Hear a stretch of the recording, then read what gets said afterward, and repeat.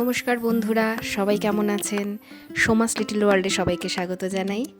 আজকে আবার হাজির হয়েছি একটা নতুন রেসিপি নিয়ে। চলুন দেখা যাক রেসিপিটা কি। আজকে আমি বানাবো চিকেন কোরমা। তার জন্য লাগবে চিকেন। এই চিকেনটাকে আমি সারা রাত্রি ম্যারিনেট করে রাখবো। তার জন্য লাগছে ধনে গুঁড়ো, গোলমরিচ গুঁড়ো, সবই হাফ চা চামচ করে নেওয়া হয়েছে। এরপর নেব গরম মশলা গুঁড়ো, কাশ্মীরি রেড চিলি পাউডার আর কিছুটা হলুদ গুঁড়ো। 2 চামচ টক দই নিয়েছি,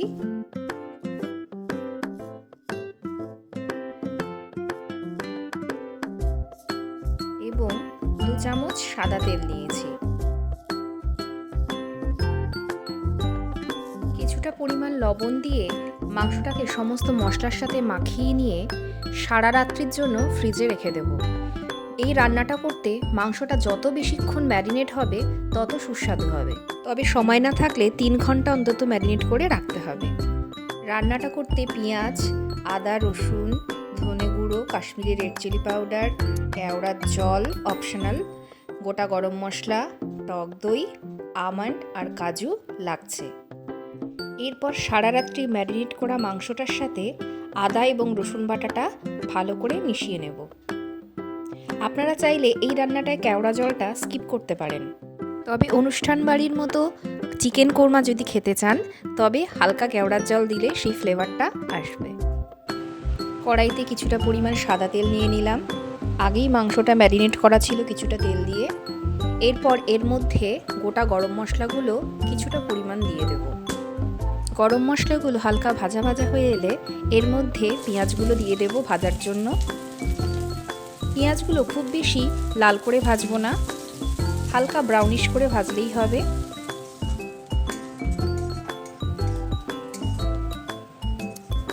এরপর এর মধ্যে আমন্ড আর কাজু বাদামগুলো দিয়ে দেবো, কিন্তু বেশিক্ষণ এগুলো ভাজবো না। সমস্ত মশলাগুলো এবার একটা মিক্সিং জারে পেস্ট করে নেওয়ার জন্য তুলে নেব।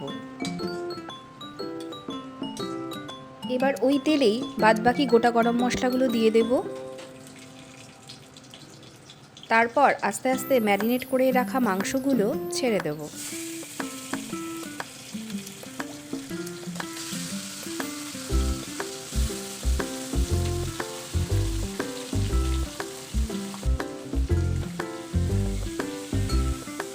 ভালো করে মাংসগুলোকে নাড়াচাড়া করে নিতে হবে।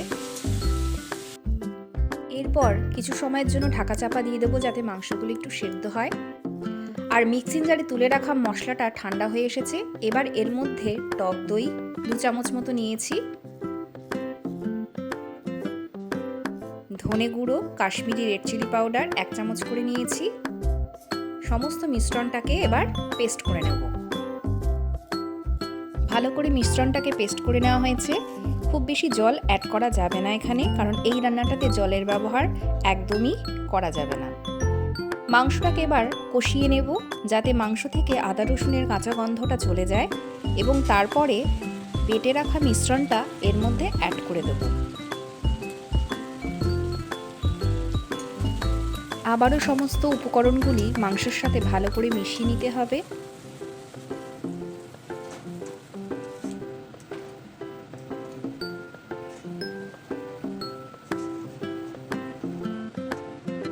এরপর মাংসের মধ্যে স্বাদ মতো লবণ অ্যাড করব।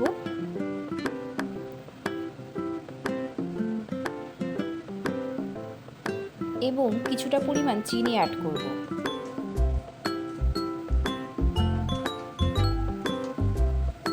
সমস্ত উপকরণগুলো মিশিয়ে নিয়ে লো ফ্লেমে ঢাকা চাপা দিয়ে দেব। খুব সুন্দর একটা কালার এসেছে, এবং দেখুন মশলাটা যে ভাজা ভাজা হয়ে এসেছে, ওপর থেকে তেল ছাড়তে শুরু করেছে, তার মানে রান্নাটা প্রায় শেষের দিকে। এই রান্নাটা সাধারণত জিরা রাইস, তন্দুরি রুটি, বাটার নানের সাথে বেশি ভালো লাগে। এরপর এর মধ্যে কেওড়ার জল অ্যাড করব।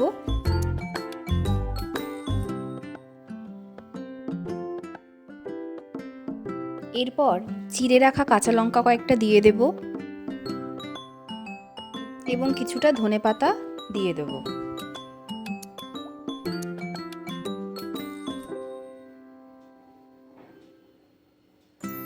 রান্নাটা শেষ। অবশ্যই আজকে রান্নাটা বাড়িতে ট্রাই করে দেখুন। দারুণ একটা চিকেনের রেসিপি এটা, রোজকার একঘেয়ে চিকেনের রান্নার থেকে কিছুটা আলাদা। আজকের রেসিপি কেমন লাগলো অবশ্যই কমেন্টে জানাবেন এবং আমার চ্যানেলটিকে লাইক, শেয়ার অ্যান্ড সাবস্ক্রাইব করতে ভুলবেন না। সবাই ভালো থাকবেন, দেখা হবে পরের আরেকটি ভিডিওতে।